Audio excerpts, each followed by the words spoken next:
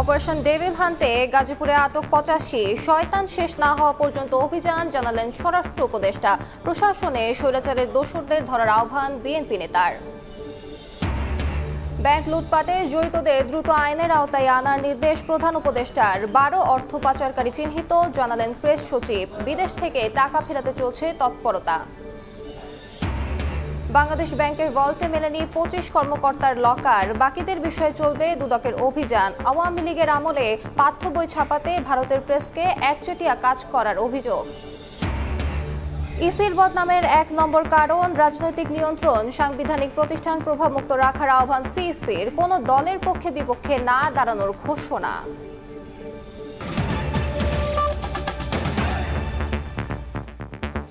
সময় সংবাদের সঙ্গে আছি আমি আলিশা ইসলাম। শয়তান যতদিন থাকবে ততদিন অপারেশন ডেভিল হান্ট চলবে বলে জানিয়েছেন স্বরাষ্ট্র উপদেষ্টা মোহাম্মদ জাহাঙ্গীর আলম চৌধুরী। তিনি জানান, যারাই দেশকে অস্থিতিশীল করবে তাদেরকেই গ্রেফতার করা হবে। স্বরাষ্ট্র সচিব জানিয়েছেন, দেশকে স্থিতিশীল রাখতে সামনে আরও পদক্ষেপ নেওয়া হবে। যেসব অপরাধী জামিনে মুক্তি পেয়েছে তাদের দিকেও নজর রয়েছে সরকারের। এদিকে অপারেশন ডেভিল হান্টে গাজীপুরে ৮৫ জনকে গ্রেফতার করা হয়েছে। বিভিন্ন স্থানে আটক হয়েছে আরও বেশ কয়েকজন। গাজীপুরে ছাত্র জনতার উপর আওয়ামী লীগ নেতাকর্মীদের সন্ত্রাসী হামলার পর সারা দেশে অপারেশন ডেভিল হান্ট শুরু করে যৌথ বাহিনী। শনিবার রাতে গাজীপুরের মোড়ে মোড়ে চলে সাঁড়াশি অভিযান। জোরদার করা হয় যৌথ বাহিনীর টহল, তল্লাশি করা হয় যানবাহন। এরই মধ্যে শিক্ষার্থীদের উপর হামলায় জড়িত সহ অর্ধ শতাধিককে গ্রেপ্তার করা হয়েছে বলে জানিয়েছে স্থানীয় পুলিশ। পরিস্থিতি ঘোলাটে করার জন্য অনেকে আপনার বিভিন্ন পরিস্থিতি সৃষ্টি করার জন্য অপচেষ্টা করে যাচ্ছে। কোথাও কোথাও আপনার কর্মসূচির নামে তারা নিষিদ্ধ সংগঠনের লিফলেট বিতরণ করছে। গাজীপুরে তারা প্রচুর পরিমাণে অস্ত্র ঢুকিয়েছে, গাজীপুরকে অশান্ত করার চেষ্টা করছে। তারা যখন হুমকি দেয়, তারা মৃত্যুর হুমকি দেয়, জনগণকে না ঘুমানোর হুমকি দেয়। আমরা তাদের বিরুদ্ধেই আমরা অভিযান চালাতে চাই। এছাড়া খাগড়াছড়ি সহ দেশের বিভিন্ন অঞ্চলে পরিচালিত হয় অপারেশন ডেভিল হান্ট। এ অভিযানে নিষিদ্ধ ঘোষিত ছাত্রলীগের ৪ নেতাকর্মী সহ আটক করা হয় বেশ কয়েকজনকে। এ বিষয়ে সচিবালয়ে স্বরাষ্ট্র সচিব বলেন, দেশ স্থিতিশীল রাখতে সংশ্লিষ্ট সব সংস্থাকে নির্দেশ দেওয়া হয়েছে। সামনে আরও পদক্ষেপ আসবে বলেও জানান তিনি। এছাড়া যেসব অপরাধী জামিনে মুক্তি পেয়েছে তাদের দিকেও নজর রয়েছে সরকারের। ২৫ বছর ২০ বছর জেলে থাকছে, হইতে পারে সন্ত্রাসী, এখনো হইতে পারে। হয়তো যদি সেরকম কোনো অ্যাকশন হয় তাহলে ধরবো। দেশে স্টেবল অবস্থাকে আনস্টেবল করার চেষ্টা করা হচ্ছে, সেটাকে আমরা নিউট্রালাইজ করব।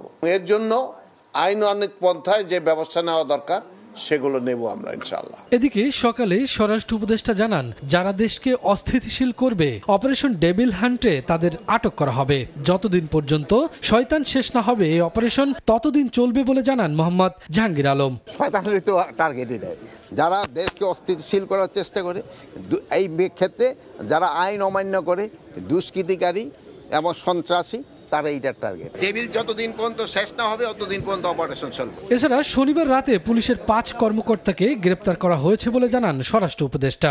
৫ জন পুলিশ কর্মকর্তা, এটা তো আপনারা সবাই জানেন যে ওটা আপনাদের মিডিয়ায় কিন্তু চলে আসছে, এটা কেন তাদের আটক করা হয়েছে। যাদের আইনের আওতায় আনা হয় নাই তাদেরও খুব তাড়াতাড়ি আইনের আওতায় নিয়ে আসা হবে।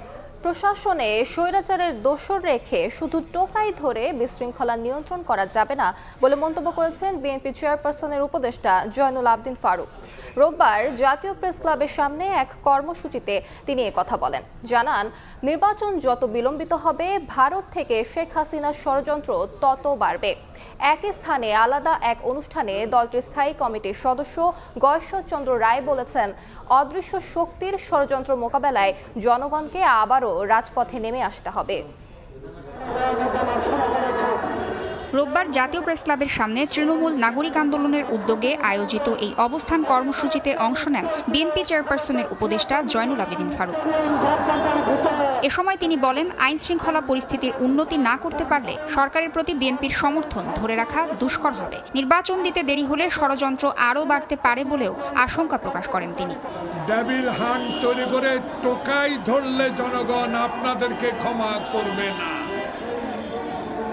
ডেভিল হান্ট দিয়ে আপনি জাহাঙ্গীর গাজীপুরের কেন গ্রেপ্তার হলো না, 6 মাসে কি করেছেন জনগণ এখন বলা শুরু করেছে।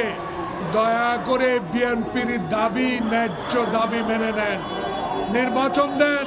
একই দিনে জাতীয় প্রেস ক্লাবের জহুর হোসেন চৌধুরী হলে সংস্কার, নির্বাচন ও দেশের বর্তমান প্রেক্ষাপট শীর্ষক এক আলোচনা সভায় অংশ নেন বিএনপির স্থায়ী কমিটির সদস্য গয়েশ্বর চন্দ্র রায়। সারা দেশে এখনও কেন হামলা হচ্ছে প্রশ্ন রাখেন তিনি। বলেন, সংস্কারের নামে নির্বাচনে কালক্ষেপণ মেনে নেবে না দেশের জনগণ। সময় মতো যৌক্তিক টাইমে নির্বাচনটা দেন, সবাই অদৃশ্য শক্তিগুলিকে দৃশ্যমান করতে হবে আমাদের ভাবনা। তারপরে আরেকটা ধাক্কা দিতে হবে। একজন তো পালাইছে কাপড় চোরা, আর যারা এই নির্বাচন নিয়ে ষড়যন্ত্র করতেছে তারা কাপড় চোরা পালানোর সুযোগ পাবে বলে নয়। ৩২ নম্বর সহ যত স্মৃতিবিজড়িত বাড়ি হোক না কেন, যেখান থেকে হত্যা গুমের নির্দেশ এসেছে সেই স্থাপনা ভাঙাকে সঠিক সিদ্ধান্ত বলে মনে করেন বিএনপি নেতারা। তাসনিয়া নিশাত, নিম, সময় সংবাদ, ঢাকা। এ মাসে শেষ হচ্ছে জুলাই আগস্টের নৃশংসতার ঘটনায় কয়েকটি মামলার তদন্ত। আন্তর্জাতিক অপরাধ ট্রাইব্যুনাল তদন্তের অগ্রগতি জানতে চাইলে একথা বলেন প্রসিকিউটররা। এদিন জুলাই আগস্টের গণহত্যার মামলায় 7 জনের বিরুদ্ধে গ্রেফতারি পরোয়ানা জারি করা হয়। জিজ্ঞাসাবাদের অনুমতি দেওয়া হয়েছে একজন পুলিশ কনস্টেবলকে। ট্রাইব্যুনালের প্রসিকিউশন বলছে, এখন পর্যন্ত 18 মামলায় 115 জনকে বিচারের মুখোমুখি করা হয়েছে। এর মধ্যে 52 জন আওয়ামী লীগের নেতাকর্মী, 45 জন আইন শৃঙ্খলা বাহিনীর সদস্য এবং 9 জন সাবেক সেনা কর্মকর্তা। মোট আসামির মধ্যে গ্রেফতার 35 জন। রোববার এসব মামলার তদন্তের অগ্রগতি জানতে চান আন্তর্জাতিক অপরাধ ট্রাইব্যুনাল। প্রসিকিউশন জানান, এ মাসেই কয়েকটি মামলার তদন্ত রিপোর্ট দাখিল করা হবে। 5 আগস্ট গণঅভ্যুত্থানের পরে পুনর্গঠিত হওয়ার পর 18টি মামলায় 115 জনের বিরুদ্ধে গ্রেফতারি পরোয়ানা জারি করেছে। প্রায়োরিটির ক্ষেত্রে মুখ্য বিষয় হলো ঘটনার নৃশংসতা, gravity of the offence. Gravity of the অফেন্সকে আমরা প্রাধান্য দিয়ে তদন্ত করছি এবং যে সকল অপরাধের গভীরতা অনেক বেশি, আমরা সে সকল অপরাধের তদন্ত প্রতিবেদনই আগে জমা দেওয়ার জন্য প্রস্তুত করছি। এদিন জুলাই আগস্টের গণহত্যার মামলায় মিরপুর, রামপুরা, উত্তরার ঘটনায় 7 জনের বিরুদ্ধে গ্রেফতারি পরোয়ানা জারি করেছেন আন্তর্জাতিক অপরাধ ট্রাইব্যুনাল। এর মধ্যে 2 জন পুলিশ সদস্য এবং 5 জন আওয়ামী লীগের নেতাকর্মী। এবং অন্যতম যে অ্যাপ্লিকেশন ছিল ওয়ারেন্ট অফ অ্যারেস্ট, ট্রাইব্যুনাল সেগুলো মঞ্জুর করেছেন। আমরা বিস্তারিত নাম ঠিকানা বলছি না। ব্যাংক লুটপাটে জড়িতদের দ্রুত আইনের আওতায় আনার নির্দেশ দিয়েছেন প্রধান উপদেষ্টা। এরই মধ্যে 12 অর্থ পাচারকারীকে চিহ্নিত করা হয়েছে বলে জানিয়েছেন প্রেস সচিব শফিকুল আলম। বিকেলে এক সংবাদ সম্মেলনে তিনি আরও জানান, বিদেশ থেকে টাকা ফেরাতে তৎপরতা চলছে পুরোদমে। আজকে 6টায় এই কমান্ড সেন্টারটা এটা রোল আউট হচ্ছে, এটা তার কাজ শুরু করছে এবং এইখানে রেগুলার যেগুলো আইন শৃঙ্খলা বাহিনী যেগুলো আছে, যেগুলো হোম মিনিস্ট্রির সাথে যুক্ত, প্রফেসর ইউনূস বলেছেন যারা যারা এই যে ব্যাংক ডাকাতির সাথে জড়িত, যাদের বিরুদ্ধে সুনির্দিষ্ট অভিযোগ আছে, তাদেরকে খুব দ্রুত আইনের আওতায় আনার কথা বলেছেন। তারা যেন আইনের আওতার বাইরে না থাকে। বাংলাদেশ ব্যাংকের 25 জন কর্মকর্তার বিরুদ্ধে অভিযোগের প্রেক্ষিতে ভল্টে তল্লাশি চালিয়ে কিছু পায়নি দুদক। তবে সব লকার খুলতে কয়েকদিন সময় লাগবে বলে জানানো হয়। তল্লাশি শেষে সাংবাদিকদের এই কথা জানান দুদকের পরিচালক কাজী সাইমুজ্জামান। এ সময় অন্যান্য কর্মকর্তাদের বিরুদ্ধে অভিযোগের ভিত্তিতে তদন্ত কার্যক্রম চলমান থাকবে বলেও জানান তিনি। এছাড়া বাংলাদেশ ব্যাংকের কোনো কর্মকর্তার বিরুদ্ধে অভিযোগ প্রমাণিত হলে রাষ্ট্রীয় ব্যবস্থার পাশাপাশি কেন্দ্রীয় ব্যাংক যথাযথ ব্যবস্থা নেবে। বাংলাদেশ ব্যাংকের ভল্টে থাকা কর্মকর্তাদের 300 লকারের মধ্যে কিছু লকার খুলতে আজ দুদকের পরিচালক সাইমুজ্জামানের নেতৃত্বে 8 সদস্যের একটি প্রতিনিধি দল মতিঝিলের কেন্দ্রীয় ব্যাংকে অবস্থান চান।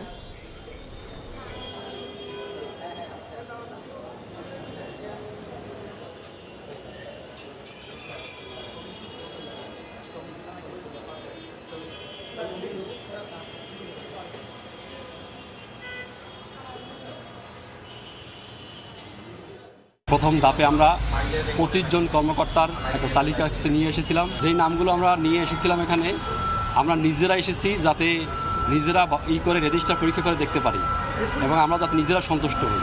এই কারণে কিন্তু আমরা ভল্ট খুলে তারপরে এই রেজিস্টার বের করে নামগুলো আমরা দেখেছি। ওই নামে কোনো লকার বা সেফ ডিপোজিট আমরা পাইনি। কমিশন যদি মনে করেন যে অন্যান্য ভোট দেখতে হবে তাহলে দেখা হবে। ভারতীয় কোম্পানিকে অবৈধভাবে প্রাথমিকের 2 কোটি পাঠ্য বই ছাপানোর অভিযোগের সত্যতা যাচাইয়ে জাতীয় শিক্ষাক্রম ও পাঠ্যপুস্তক বোর্ড এনসিটিবিতে অভিযান চালিয়েছে দুদক। রোববার সংস্থাটির একটি দল এ সংক্রান্ত অভিযোগ খতিয়ে দেখে। দুদকে আসা অভিযোগে বলা হয়, আওয়ামী লীগ সরকারের আমলে দক্ষিণ কোরীয় কোম্পানিকে অন্যায়ভাবে বঞ্চিত করে ছাপার কাজ দেওয়া হয় ভারতীয় কোম্পানিকে। এদিকে বেসিক ব্যাংকের সাবেক চেয়ারম্যান আব্দুল হাই বাচ্চুর পরিবারের বিরুদ্ধে মামলা করেছে দুদক। নিম্নমানের পাঠ্যপুস্তক ও অবৈধভাবে ভারতীয় কোম্পানিকে পাঠ্যপুস্তক ছাপানোর কাজ দেওয়ার অভিযোগের সত্যতার খোঁজে জাতীয় শিক্ষাক্রম ও পাঠ্যপুস্তক বোর্ড এনসিটিবিতে অভিযান চালায় দুদক। সংস্থাটিতে আসা অভিযোগে বলা হচ্ছে 2011 সাল থেকে আন্তর্জাতিক দরপত্রের মাধ্যমে প্রাথমিকের বই ছাপানোর কাজ শুরু হলে ভারত ও দক্ষিণ কোরিয়ার কয়েকটি ছাপাখানা দরপত্রে অংশ নেয়। পরে শুধু ভারতের কয়েকটি ছাপাখানা একচেটিয়া কাজ পায়। কলকাঠি নাড়েন এনসিটিবির সাবেক চেয়ারম্যান নারায়ণ চন্দ্র সাহা, ঢাকা বিশ্ববিদ্যালয়ের 2 জন শিক্ষক সহ বেশ কয়েকজন। এমনকি 2017 সালে সর্বনিম্ন দরদাতা দক্ষিণ কোরিয়ার প্রতিষ্ঠানকে কাজ না দিয়ে সরকারের উচ্চ মহলের ইশারায় 2 কোটি বই ছাপানোর কাজ যায় ভারতের হাতে। নিম্নমানের ছাপার মান নিয়ে বিভিন্ন সময় প্রশ্ন উঠলেও নিশ্চুপ ছিল বিগত আওয়ামী লীগ সরকার। দুদক বলছে, এসব অনিয়মের সঙ্গে কারা জড়িত কিংবা পরামর্শক হিসেবে কারা ছিল তা বের করতে চায় সংস্থাটি। এদিকে 187 কোটি টাকার অবৈধ সম্পদ ও 217 কোটি টাকার সম্পদ কানাডায় পাচারের অভিযোগে বেসিক ব্যাংকের সাবেক চেয়ারম্যান আব্দুল হাই বাচ্চু তার স্ত্রীর সম্পদের বিরুদ্ধে আলাদা 4 মামলা করেছে দুদক। প্রশ্নের জবাবে সংস্থাটির মহাপরিচালক জানান, টিউলিপ সহ অন্য কারো মাধ্যমে বিদেশে টাকা পাচার হয়ে থাকলে সেই টাকা দেশে আনার উদ্যোগ নিয়েছে দুদক। এরই মধ্যে এসব বিষয়ে যুক্তরাজ্য ও ইউরোপীয় ইউনিয়নের সহযোগিতা করার আশ্বাস দিয়েছে বলেও জানান তিনি। তাসলিম তৌহিদ, সময় সংবাদ, ঢাকা। কোনো দলের পক্ষে বিপক্ষে নয়, সবাইকে একসঙ্গে নিয়ে নিরপেক্ষ থাকতে চায় নির্বাচন কমিশন। সকালে নির্বাচন কমিশন ভবনে RFED মিডিয়া অ্যাওয়ার্ড অনুষ্ঠানে এ কথা বলেছেন সিইসি AMM নাসির উদ্দিন। জানান, ইসির বদনামের 1 নম্বর কারণ রাজনৈতিক নিয়ন্ত্রণ। আগের অবস্থায় ফিরতে না চাইলে সাংবিধানিক প্রতিষ্ঠানগুলোকে রাজনৈতিক প্রভাব মুক্ত রাখার আহ্বান তার। গ্রহণযোগ্যতা আর নিরপেক্ষতার ক্ষেত্রে প্রধান রাজনৈতিক দলগুলোর কাছে গত 15 বছরে বরাবরই প্রশ্নবিদ্ধ হয়েছে নির্বাচন কমিশন। রোববার আগারগাঁও নির্বাচন ভবনে আয়োজিত এক অনুষ্ঠানে প্রধান নির্বাচন কমিশনার বললেন, ইসির বিরুদ্ধে এমন অভিযোগ কমিশন প্রধান হিসেবে তার গায়ে লাগে। প্রশ্ন রাখেন, দেশে কি শুধু নির্বাচন কমিশনই নষ্ট হয়ে গেছে? ইলেকশন কমিশনকে যখন কেউ সমালোচনা করে, এখন আমার গায়ে তীরের মতো লাগে, because I own this organization. রাজনৈতিক নিয়ন্ত্রণ অন দ্য ইলেকশন কমিশন, এটা আমার কাছে খুব বড় কারণ মনে হয়েছে অতীতে। এটার থেকে আমাদেরকে বেরিয়ে আসতে হবে। পরিবর্তিত পরিস্থিতিতে সিইসি বললেন, বর্তমান কমিশন রাজনীতিতে জড়াবে না, তাদের যে দায়িত্ব সেভাবেই কাজ করবেন। আমরা ইলেকশন কমিশনে যারা আছি রাজনৈতিক দলের পক্ষে বা বিপক্ষে দাঁড়াতে চাই না, আমরা নিরপেক্ষ থাকতে চাই। নির্বাচন কমিশন বিটের সংগঠন RFED অ্যাওয়ার্ড অনুষ্ঠানে অংশ নিয়েছিলেন সিইসি। বক্তব্যে সবার সহযোগিতা কামনা করে নাসিরউদ্দিন বলেন, ইসির একার পক্ষে নির্বাচন অবাধ, সুষ্ঠু, নিরপেক্ষ করা সম্ভব নয়। আপনারা আমাদেরকে সাহায্য করবেন। কাউসারা চৌধুরী কুমু, সময় সংবাদ, ঢাকা। 4 দফা দাবিতে শাহবাগে দিনব্যাপী লং মার্চ কর্মসূচি পালন করছেন ম্যাথস শিক্ষার্থীরা। এই মুহূর্তে সেখানে আছেন রিপোর্টার জুম্মান সাদিক জ্যাভলিন। সরাসরি যাচ্ছি তার কাছে। জ্যাভলিন, আমরা অবস্থান করছি শাহবাগ মোড়ে। কিছুক্ষণ আগে আমরা হেঁটে আসলাম এক কথায় যে সচিবালয়ের সামনের যে সড়কটি রয়েছে শিক্ষা ভবনের সামনে, সেখান থেকে রীতিমতো দৌড়ে আসতে হয়েছে আমাদের, কেননা এখানে সকাল 11টা থেকে যে শিক্ষার্থীরা ম্যাথসের তারা যে আন্দোলন করে আসছিলেন, যে কর্মসূচি তারা করেছেন লং মার্চ টু ঢাকা, মূলত তাদের 4টি দাবি নিয়ে এসেছিলেন। সকাল 11টা থেকে অবস্থান করার পরে এক পর্যায়ে কিন্তু আমরা দেখেছি যে স্বাস্থ্য মন্ত্রণালয়ের অর্থাৎ স্বাস্থ্য উপদেষ্টার ব্যক্তিগত সহকারী তিনি এখানে এসে তাদেরকে আশ্বাস দিয়েছেন আগামীকালকেই তাদের যে একটি সার্কুলার হবার কথা নিয়োগের সেটি জানানোর পরেও কিন্তু তারা সেখানে তাদের অবস্থান অতীত অভিজ্ঞতা যেটি 7 দিনের একটি আলটিমেটাম দেওয়া হয়েছিল কথা প্রতিশ্রুতি দিয়েছিলেন, এই কারণে তারা লিখিত কোনো ঘোষণা ছাড়া এখান থেকে নড়তে রাজি হননি এবং পরবর্তীতে আমরা বিকেল 4:30টার পরে আমরা দেখেছি যেটি যে সচিবালয় অভিমুখে তারা কিন্তু পদযাত্রা নিয়ে বিক্ষোভ করতে করতে শিক্ষার্থীরা যান এবং সেখানে যখন সচিবালয়ের মুখে অর্থাৎ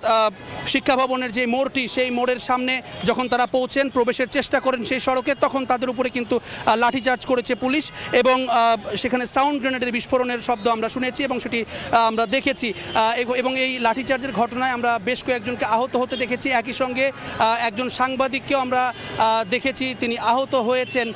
এছাড়া তারপরে আমরা দেখেছি যে সেই শিক্ষা ভবন থেকে কিন্তু তাদের ধাওয়া দিয়ে একেবারে শাহবাগ পর্যন্ত সেই পুলিশের যে যারা রয়েছেন তারা সেখান থেকে মার্চ করে অর্থাৎ মিছিলটিকে ধাওয়া দিয়ে তারা একেবারে ছত্রভঙ্গ করে শাহবাগের মোড়ে এসে তারা অবস্থান নিয়েছেন এবং একটি পার্টি তারা কিন্তু ইতোমধ্যে আবারও তাদের পুরনো যে জায়গা অর্থাৎ শিক্ষা ভবনে সেই পুলিশ পার্টিটি চলে গেছেন এবং বাকি যারা এখানে শাহবাগে দায়িত্বরত ছিলেন তারা এখানে অবস্থান নিয়ে আছেন এবং আমরা দেখছি আসলে বেশ কয়েকজন শিক্ষার্থী তাদেরকে আমরা আহত হতে দেখেছি এবং একজনের খবর আমরা যেটি জেনেছি তিনি ঢাকা মেডিকেল কলেজে কিন্তু চিকিৎসার জন্য রয়েছেন, তার অবস্থা গুরুতর ছিল, তার বিষয়টিও আমরা শীঘ্রই আপনাদেরকে জানানোর চেষ্টা করব। এই ছিল আমার কাছে এখনো পর্যন্ত ম্যাথ শিক্ষার্থীদের আন্দোলনের শাহবাগ থেকে সবশেষ খবর।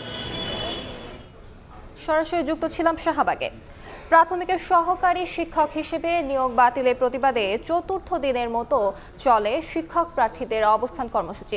সকালে জাতীয় প্রেস ক্লাবের সামনে অবস্থান নেন তারা জানান প্রথম ও দ্বিতীয় ধাপে শিক্ষক নিয়োগে কোনো ধরনের জটিলতা করা না হলেও তৃতীয় ধাপে আইনি জটিলতা সৃষ্টি করে নিয়োগ থেকে বঞ্চিত করা হচ্ছে তাদের।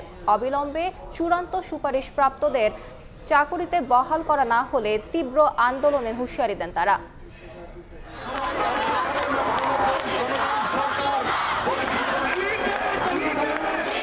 সরকারি প্রাথমিক শিক্ষক পরীক্ষায় চূড়ান্তভাবে নিয়োগপ্রাপ্ত হয়েও চাকরিতে যোগদান করতে না পারায় বিদ্যালয়ের পরিবর্তে সহকারী শিক্ষক পদপ্রার্থীদের ঠিকানা এখন রাজপথ।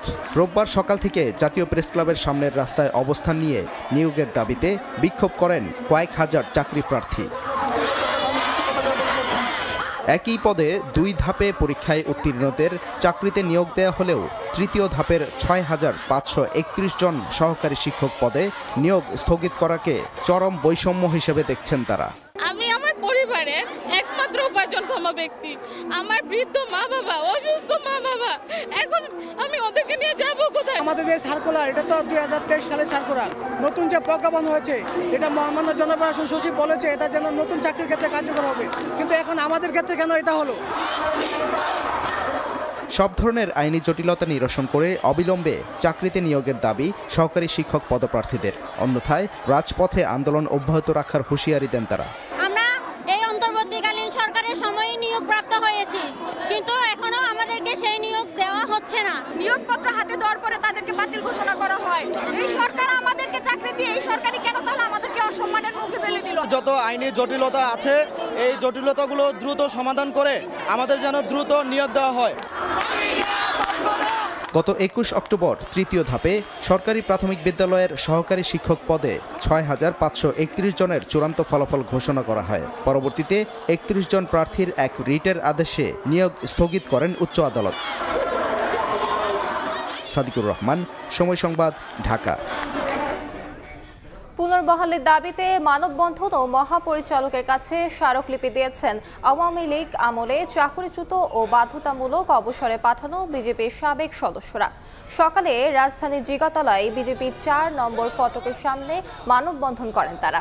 এতে দাবি করা হয় বিগত সরকারের আমলে নানা অজুহাতে তাদের চাকরিচ্যুত করা হয়েছে। এ সময় চাকরিচ্যুতির সময় থেকে এ পর্যন্ত সম্পূর্ণ বেতন ভাতা ও অন্যান্য সুযোগ সুবিধা দিয়ে পুনর্বহালের দাবি জানানো হয়। আর পুনর্বহাল সম্ভব না হলে সরকারি সব সুযোগ সুবিধা দিয়ে পেনশনের আওতাভুক্তির দাবি জানান তারা।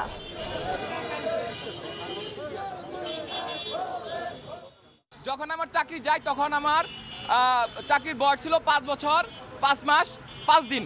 আমরা যারা সৈনিকের চাকরি করি তারা কখনো কোনো স্ট্রং ফ্যামিলি সন্তান না।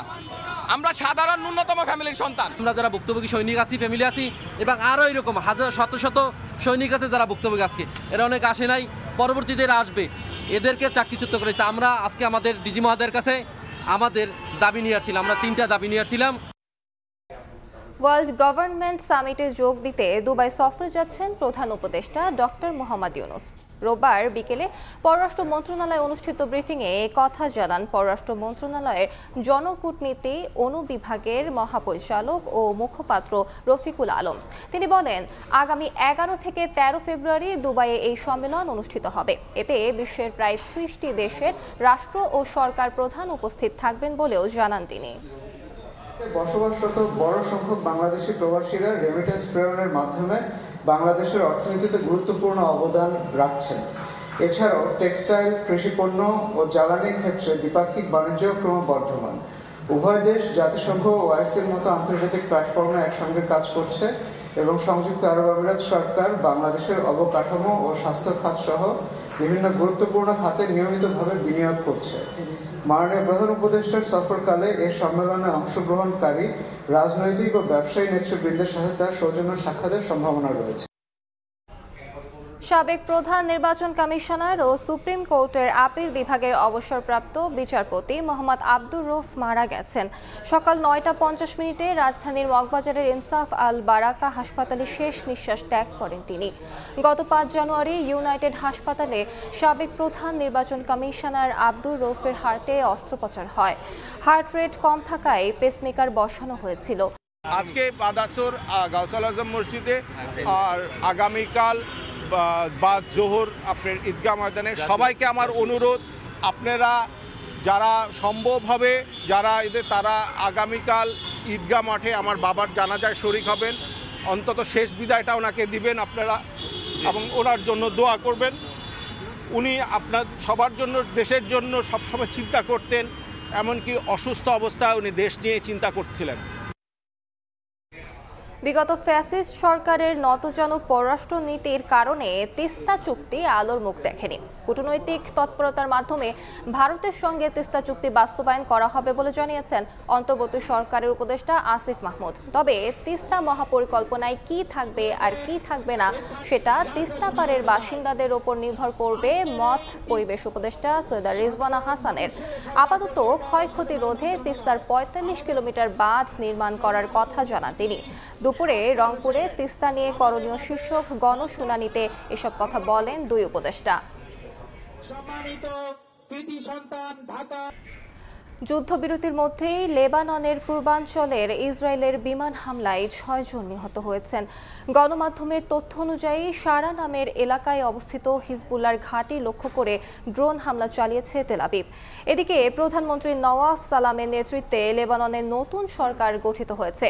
24 সদস্য বিশিষ্ট মন্ত্রিসভায় যুক্তরাষ্ট্রের মতের বিপরীতেই হয়েছে হিজবুল্লাহ সদস্যের নাম। দীর্ঘ 2 বছর পর যুদ্ধবিধ্বস্ত লেবাননে পূর্ণাঙ্গ সরকার গঠন করা হয়েছে। স্থানীয় সময় শনিবার লেবাননের প্রেসিডেন্টের কার্যালয়ে জানায় নওয়াফ সালামকে প্রধানমন্ত্রী করে 24 সদস্য বিশিষ্ট মন্ত্রিসভা গঠন করা হয়েছে। এই মন্ত্রিসভায় হিজবুল্লাহ সদস্যদেরও নাম রয়েছে। প্রেসিডেন্ট কার্যালয় আরও জানায় অন্তর্বর্তীকালীন প্রধানমন্ত্রী নাজিব মিকাতি পদত্যাগ করেছেন। সামাজিক যোগাযোগ মাধ্যম এক্সে দেশটির প্রেসিডেন্ট জোসেফ আউন জানান, লেবাননের ক্ষমতা ভাগাভাগি পদ্ধতি অনুসারে সালাম সরকারের 24 মন্ত্রী খ্রিস্টান ও মুসলিম সম্প্রদায়ের মধ্যে সমানভাবে বণ্টন করা হয়েছে।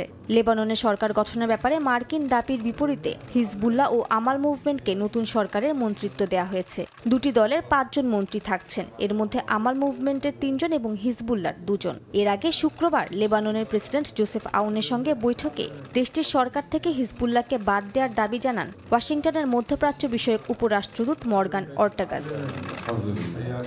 দায়িত্ব বুঝে নেওয়ার সময় লেবাননের ব্যাপক সংস্কারের অঙ্গীকার করেছেন নতুন প্রধানমন্ত্রী নওয়াফ সালাম। সেই সঙ্গে আন্তর্জাতিক সম্প্রদায়ের সঙ্গে সুসম্পর্ক গড়ে তোলারও প্রতিশ্রুতি দেন তিনি। কাতার ভিত্তিক গণমাধ্যম আল জাজিরাকে বিশ্লেষকরা জানান, শুধু অর্থনীতি ও পুনর্গঠন ছাড়াও নতুন সরকারকে ইসরায়েলের সঙ্গে যুদ্ধবিরতি চুক্তি বজায় রাখতেও বেগ পেতে হবে। তারা আরও জানান, হিজবুল্লাহ সহ সব অরাজনৈতিক সশস্ত্র গোষ্ঠী নিরস্ত্র করতে আন্তর্জাতিক চাপের মুখে পড়তে পারে সালাম সরকার। অতিরিক্ত দর্শক চাপে পণ্ড ফরচুন বরিশালের শিরোপা উৎসব। নগরের বেলস পার্কে সমর্থকদের ভিড়ের কারণে স্টেজ পর্যন্ত ক্রিকেটারদের গাড়ি আসতে অপেক্ষা করতে হয় লম্বা সময়। এরপর ক্রিকেটাররা স্টেজে উঠলে মঞ্চের কাছে সমর্থকরা চলে আসলে দ্রুতই বিশেষ প্রোটোকলে সেখান থেকে সরিয়ে নেওয়া হয় তামিম মুশফিকদের। চার্টার্ড ফ্লাইটে ঢাকা থেকে বরিশালে পৌঁছে ফরচুন বরিশাল, সেখান থেকে বিশেষ সংবর্ধনা দিয়ে ক্রিকেটারদের নিয়ে যাওয়া হয় ফরচুন গ্রুপের ফ্যাক্টরিতে। সেখান থেকে বিকেলে বেলস পার্কের অনুষ্ঠানে যোগ দেওয়ার কথা ছিল ক্রিকেটারদের, তবে অতিরিক্ত দর্শক চাপে মঞ্চ পর্যন্ত পৌঁছাতে কঠিন চ্যালেঞ্জের মুখে পড়েন বিপিএল এর ব্যাক টু ব্যাক চ্যাম্পিয়নরা। বেলস পার্কের সামনে রাস্তায় প্রায় আধা ঘন্টার বেশি সময় বাসে অবস্থান করেন ক্রিকেটাররা। পরবর্তীতে ক্রিকেটাররা মঞ্চে উঠলে সামনের বেষ্টনী ভেঙে স্টেজের কাছে দর্শকরা চলে আসলে সেখান থেকে ক্রিকেটারদের বিশেষ প্রোটোকলে সরিয়ে নেওয়া হয়। দর্শক চাপের কারণে স্থগিত করা হতে পারে বিকেলের কনসার্টও।